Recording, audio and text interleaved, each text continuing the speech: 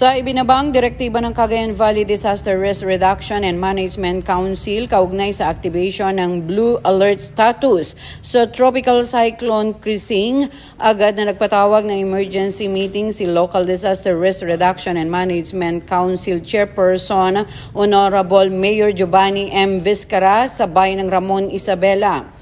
Kasama sa pagpupulong ang mga frontline service provider tulad ng Hanay ng Kapulisan at Bureau of Fire Protection, Local Disaster Risk Reduction and Management Office, MSWDO at MHO, maging ang Budget Office at Treasury Office. Dito tinalakay ang kahandaan ng pamahalaang lokal pagdating sa ganitong sitwasyon. Ayon kay Mayor Vizcara, tiyakin ang mga bagay na dapat nang isagawa at bilhin upang maagap na maihanda ang mga ito.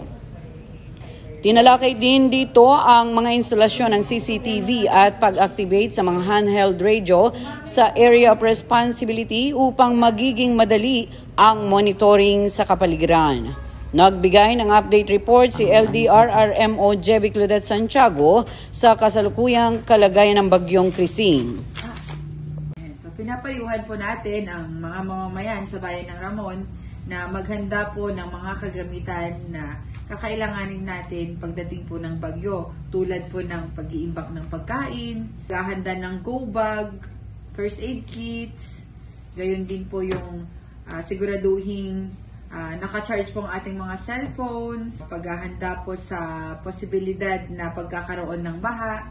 And so, inaasahang tatama ang bagyong Krising sa kalupaan ng Cagayan bukas ng hapon hanggang Sabado ng umaga. Sa kasalukuyan, nakababa sa ating bayan ang Tropical Wind Signal number 1. Kaya pinapayuhan ko po ang mga mamamayan sa bayan ng Ramon na patuloy na maghanda upang maiwasan po natin ang anumang sakuna. Yan ang mga huling kaganapan sa araw na ito para sa Balitang Ramon Ngayon.